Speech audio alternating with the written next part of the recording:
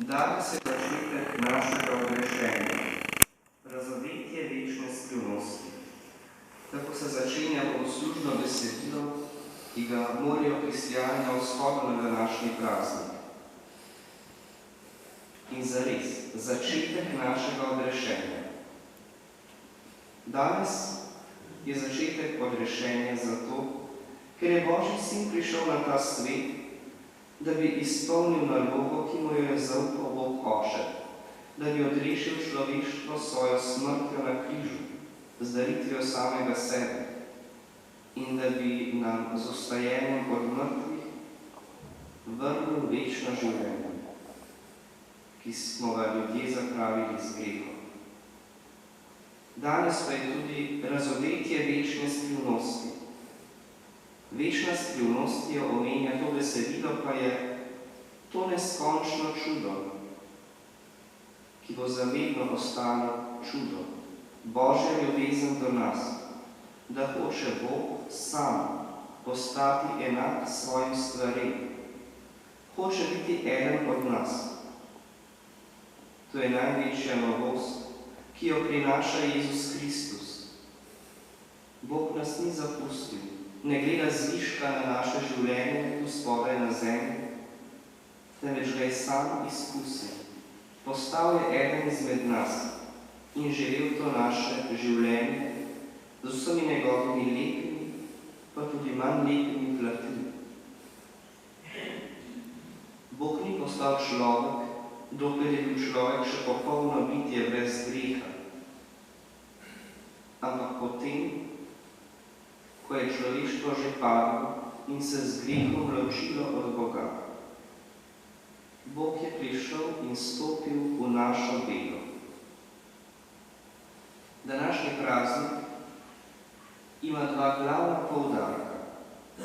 Prvi poudarek je sporočilo, ki ga prinaša angel. Dobra novica. Drugi poudarek pa je odgovor Device Marije. Sporočilo, ki ga angel prinaša, je to, da je Bog se odločil, ker je prišla polnost časa, izpolniti svoje obljube. Že v prvi Mojzesovi knjigi, že ob stvarjenju sveta, Bog reče kači, ki je zapeljala Evo: sovraštvo bom naredil med teboj in ženo, med tvojim zarodom in njenim zarodom. On bo prežel na tvojo glavo, ti pa ga boš ranila na peti. Bog je že od samega začetka, od samega greha dalje načrtoval rešitev. Proroki so napovedovali in pričakovali prihod odrešenika. Angel pa Mariji oznanja, da je prišel čas izpolnitve obljube. In drugi poudarek, Marijin odgovor, pa lahko zopet primerjamo s tem dogodkom iz raja, kjer se je Eva nesrečna pogovarjala s kačo hudičem. Marijo imenujemo Nova Eva. Stara Eva, ki je v raju podlegla hudičevim skušnjavom, je dokaj hitro, rade volje sprejela ponudbo, ko kača reče: poskusi ta sadež, glej, kako lep in prijeten na pogled.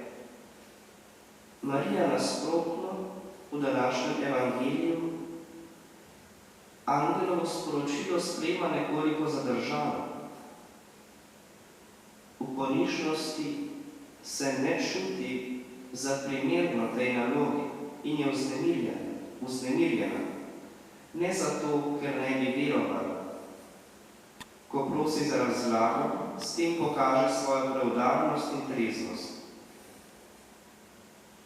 Ne da bi dvomila ali da ne bi verovala, zgolj ni mogla razumeti.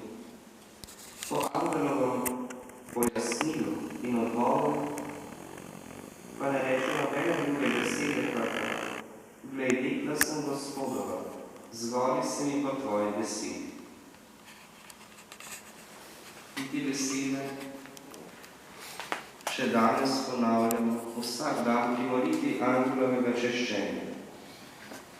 In prosimo Marijo, da bi v življenju znali posnemati v tej predanosti in izpolnjevanju Božje volje v našem življenju.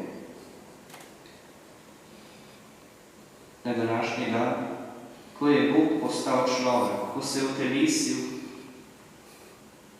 v Mariji 9 mesecev pred svojim rojstvom, seveda obhajamo tudi materinski dan.